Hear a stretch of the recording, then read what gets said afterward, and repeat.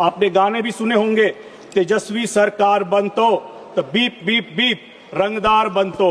आपने बाबा साहब का अपमान किया था, आपको बाबा साहब का ही श्राप लगा है। 1960 से लेकर के 1990 तक कांग्रेस ने बूथ कैप्चरिंग को बिहार में एक व्यवस्था बना दिया था।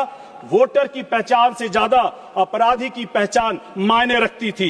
कांग्रेस पार्टी और राहुल जी ईवीएम पर आरोप लगाते लगाते 95 चुनाव हार चुके हैं। हिंदी फिल्मों में एक डायलॉग है कि फटा पोस्टर निकला हीरो। पोस्टर बार बार फट रहा है मगर हीरो नहीं, हार निकल रहा है। कि नेता प्रतिपक्ष बिहार में दो वोटर आईडी कार्ड रखते हैं। जब वीआईपी नेताओं के साथ ऐसी गड़बड़ी मिल सकती है तो इसीलिए अध्यक्ष महोदय की एसआईआर जरूरी हो जाता है। जब वोटर लिस्ट शुद्ध होता है तब राजनीति की अगली असली ताकत उजागर होती है। पार्टी रामविलास और हमारे राष्ट्रीय अध्यक्ष चिराग पासवान जी की तरफ से पक्ष रखने का जो अवसर दिया है उसके लिए मैं आपको अपना आभार प्रकट करता हूं। मैं बिहार की उस पावन भूमि से आता हूं जिसने विश्व को पहला गणराज्य दिया, जहां पर गण प्रमुख सामूहिक रूप से राजा और अधिकारियों का चयन करते थे। उसी गौरवशाली परंपरा को आगे बढ़ाते हुए अध्यक्ष महोदय, बिहार की जागरूक जनता ने लगभग 7 करोड़ मतदाताओं ने बिहार विधानसभा के लोकतंत्र के इस महापर्व पर बढ़ चढ़कर हिस्सा लिया और अपना मुख्यमंत्री और सरकार चुना। बिहार की जनता द्वारा दिए गए इस जनादेश का सम्मान करते हुए हमारी एनडीए की सरकार हर संभव प्रयास करेगी कि बिहार के विकास को नए आयाम तक पहुंचाया जाए।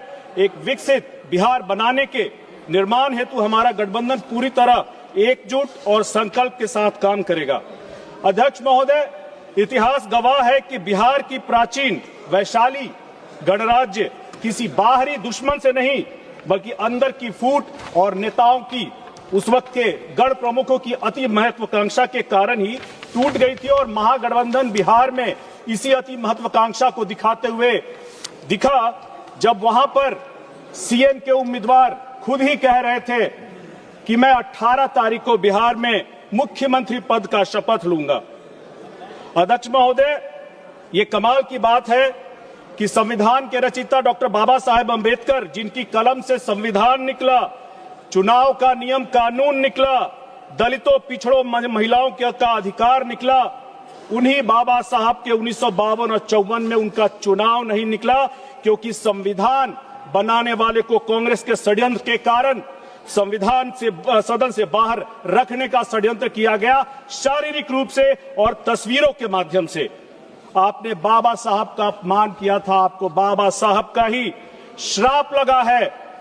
आप इसी कारण उत्तर प्रदेश और दिल्ली के बाद बिहार में भी सिंगल डिजिट में आ गए हैं। एक वक्त की सिंगल लार्जेस्ट पार्टी आज बिहार में सिंगल डिजिट की पार्टी बनकर के रह गई है। चुनाव सुधारों पर चर्चा करते हुए अध्यक्ष महोदय, मैं भारतीय लोकतंत्र की एक काली सच्चाई के बारे में आपका ध्यान दिलाना चाहता हूं। बूथ कैप्चरिंग जो स्वतंत्र भारत के दूसरे चुनाव 1957 में ही कांग्रेस के द्वारा एक संगठित बूथ कैप्चरिंग करके इस कुप्रथा की शुरुआत की गई थी। 1960 से लेकर के 1990 तक कांग्रेस ने बूथ कैप्चरिंग को बिहार में एक व्यवस्था बना दिया था। वोटर की पहचान से ज्यादा अपराधी की पहचान मायने रखती थी। 1989 में चुनाव आयोग ने एक बड़ा सुधार करते हुए बूथ कैप्चरिंग को आधिकारिक परिभाषा दी और 1991 में इसे संगीन अपराध में शामिल किया। 1975 में जब इलाहाबाद हाई कोर्ट ने श्रीमती इंदिरा गांधी को भ्रष्ट आचरण का दोषी ठहराते हुए उनके चुनाव को अमान्य किया था और चुनाव लड़ने पर प्रतिबंध लगाए थे, तब कांग्रेस ने लोकतंत्र का सम्मान नहीं बल्कि अपनी सत्ता बचाने के लिए आपातकाल लगाकर सीधे के सीधे लोकतंत्र की ही चोरी कर ली थी। अध्यक्ष महोदय, मैं 1990 के उस जंगल राज के दौर का गवाह हूं जब बिहार में बैलेट से नहीं बुलेट से नतीजे तय किए जाते थे। आज की पीढ़ी को जानना चाहिए, जहां मतदाता की आवाज बंदूक की आवाज से दबा दी जाती थी, जहां कांग्रेस ने अपने समय में बूथ कैप्चरिंग को व्यवस्था बनाया था, वहां राजद के जंगल राज में मतदान को एक जबरन व्यवस्था बना दिया गया था। लोकतंत्र का मंच नहीं, मतदान केंद्र लोकतंत्र का मंच नहीं, अपराधियों का नियंत्रण कक्ष में बदल दिए जाते थे, जहां आप या तो बूथ लूट ले या तो फिर बैलेट पेपर लूट ले, और नहीं तो पूरा का पूरा आप बक्सा ही बदल दीजिए। चुनाव आचार संहिता नहीं बल्कि चुनाव भ्रष्टाचार संहिता, मॉडल कोड ऑफ करप्शन बन गया था। अध्यक्ष महोदय, एक बड़ा इन्हीं सब चीजों पर ये करने के लिए एक बड़ा चुनावी सुधार 2004 में ईवीएम के माध्यम से भारत में चुनाव का आधार बना। और मुझे बताते हुए आपको यह आश्चर्य भी होगा कि ईवीएम उसके बाद कांग्रेस की हर हार का जिम्मेदार भी बन गया। कांग्रेस पार्टी और राहुल जी ईवीएम पर आरोप लगाते लगाते 95 चुनाव हार चुके हैं। हिंदी फिल्मों में एक डायलॉग है कि फटा पोस्टर निकला हीरो। पोस्टर बार बार फट रहा है मगर हीरो नहीं, हार निकल रहा है।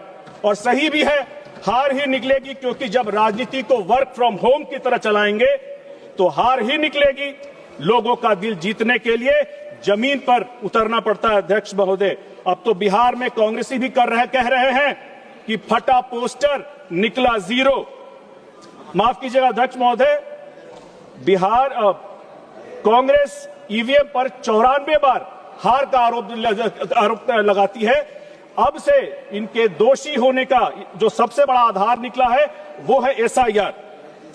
विपक्ष जिस एसआईआर को आज षड्यंत्र बता रहा है वह वास्तव में मतदाता सूची की सूचिता का वह संवैधानिक कार्यक्रम है।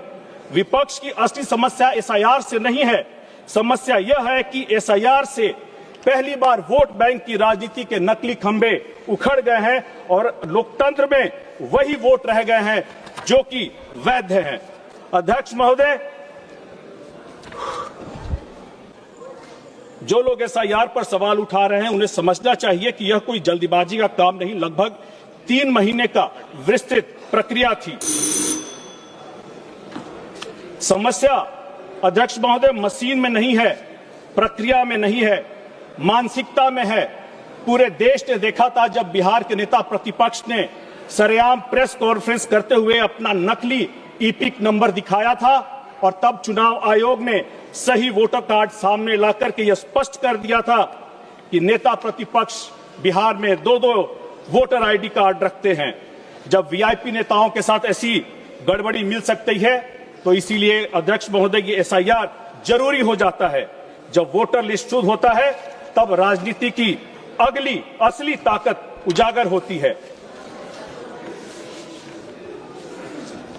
अध्यक्ष महोदय, बिहार विधानसभा चुनाव से पहले बिहार में एक पार्टी बिल्कुल अपना आचरण और व्यवहार एक नव सामंतवादी पार्टी की तरह कर रही थी और एक ऐसी पृष्ठभूमि तैयार की जा रही थी और खुलेआम संकेत दिए जा रहे थे कि अगर उनकी सरकार बनेगी तो बिहार में जनता का नहीं एक विशेष सामाजिक वर्ग का नियंत्रण स्थापित होगा। आपने गाने भी सुने होंगे, तेजस्वी सरकार बनतो तो बीप बीप बीप रंगदार बनतो।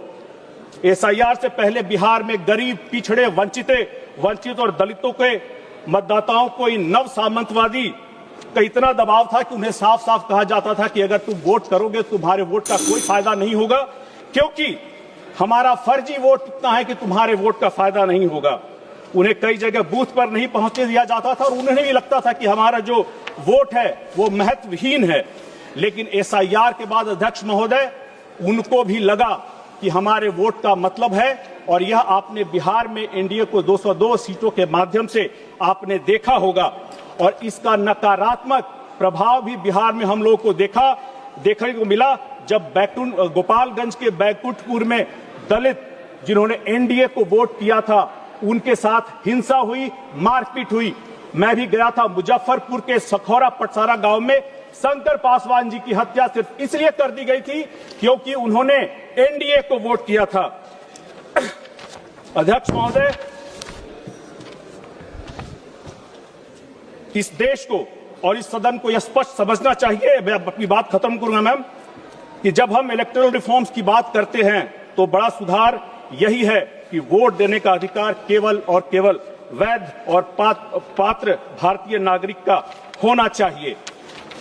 यदि मतदाता सूची में अवैध नाम रहेंगे और चुनाव प्रक्रिया विकृत होगी तो लोकतंत्र की असली ताकत असही मतदाता कमजोर पड़ेगा। चुनाव सुधार, विशेषकर एसआईआर जैसी पहल भारत के लोकतंत्र की रक्षा के लिए अनिवार्य है। मैं इस चुनावी सुधारों और एसआईआर जैसी प्रक्रिया का हमारी